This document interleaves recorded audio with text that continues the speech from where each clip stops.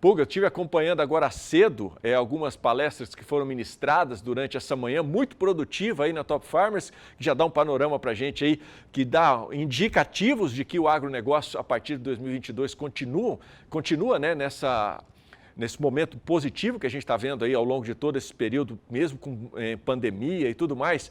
Mas eu sei que você tem informações mais atualizadas para a gente. Uma ótima tarde para você.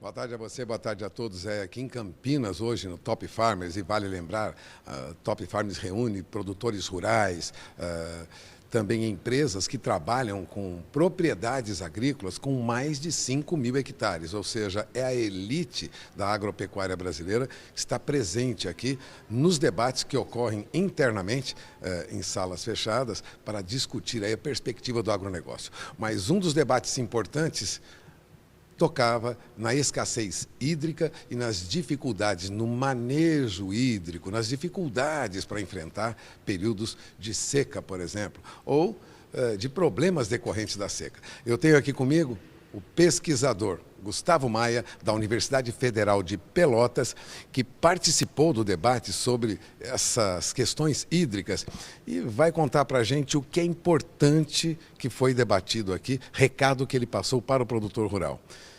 Trabalhar no campo é caótico. Como é que é isso? Não, exatamente. A agricultura, eu acho que ela é um dos empreendimentos econômicos de maior risco. Por quê? Porque a agricultura depende muito do clima. E o clima literalmente é caótico. O que significa isso? Significa que ele é imprevisível. Por mais que a gente tenha hoje estações meteorológicas, capacidade de inteligência artificial para gerar alguma previsão, isso não é 100% e a previsão é de curto prazo. O que isso impacta a agricultura? Tudo. Assim, para vocês terem uma ideia, assim, em termos globais, né, a agricultura ela pode ter perdas de até 40%, 50% por escassez de recurso hídrico. E aí a gente está falando basicamente de chuva. Quer dizer, quando você não tem um sistema para irrigar, né, você tem, depende de São Pedro, basicamente. Né? E esse é um problema bastante grande, porque isso gera incerteza, né? E a gente também não pode esquecer que atualmente a gente está vivendo um problema sério e real de mudanças climáticas, em que os eventos de seca eles têm a se intensificar e se tornarem mais frequentes. E a agricultura depende essencialmente disso. Né? Assim, quanto que a agricultura depende disso? Assim, só para vocês terem uma ideia, isso é um número fascinante. Assim. Uma planta, ela em torno de 80% a 90% do corpo da planta é água. Né? É água. Mas você fala, mas a semente tem pouca água. Sim, a semente tem pouca água. É só que para você produzir 1 quilo de semente, dependendo da cultura, você gasta quase 1 tonelada de água ao longo do ciclo. Então a agricultura realmente ela é muito dependente de recursos hídricos. Existem números globais, por exemplo, que 70% da água potável, da água doce, né, que a gente diz, é para a agricultura.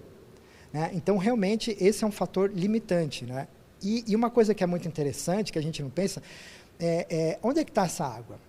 Né? Ela está no solo, mas também está no ar na forma de vapor de água. Então, as plantas elas conseguem perceber esse gradiente de água da atmosfera até o solo. Então, eventualmente, isso é uma coisa interessante. Assim, a pessoa produz arroz lá no Rio Grande do Sul, onde eu estou, trabalha com agricultura irrigada. Né? Ou seja, tem água no solo.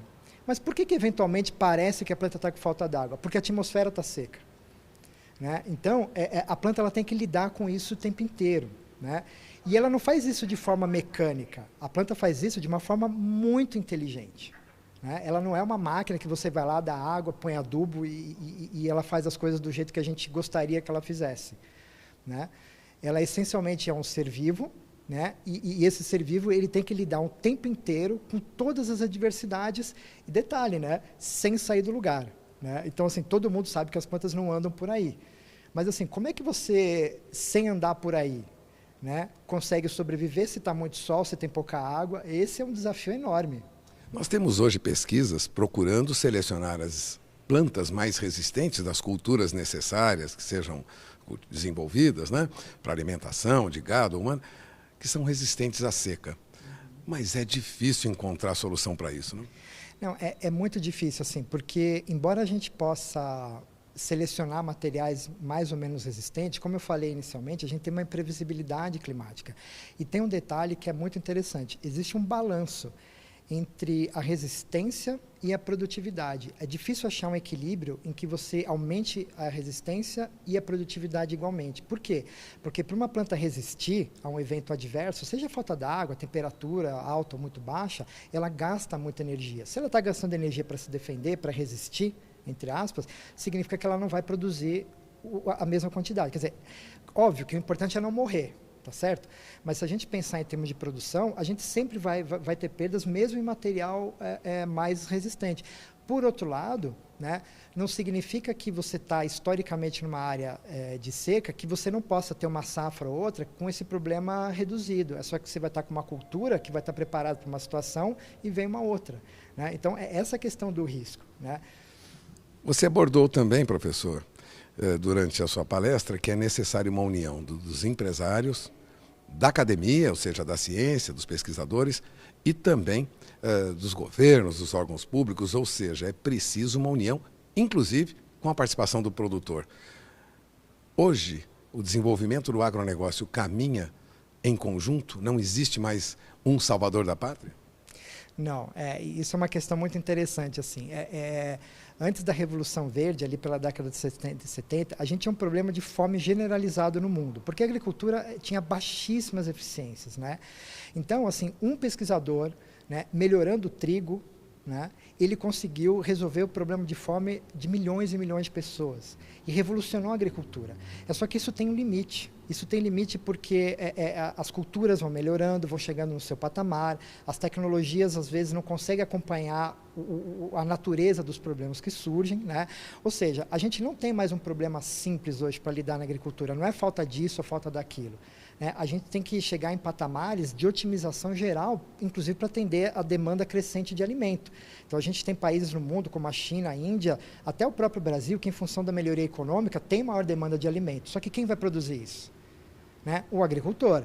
Só que o agricultor tem esses fatores limitantes. Então, mais do que nunca, a gente precisa de uma união entre a academia, que gera o conhecimento para a gente poder pensar nas tecnologias futuras, a gente precisa das empresas que põem isso no mercado e, obviamente, a gente precisa da consciência dos agricultores para utilizar esses recursos de forma adequada e dizer para a gente, que está na universidade, quais são os problemas reais.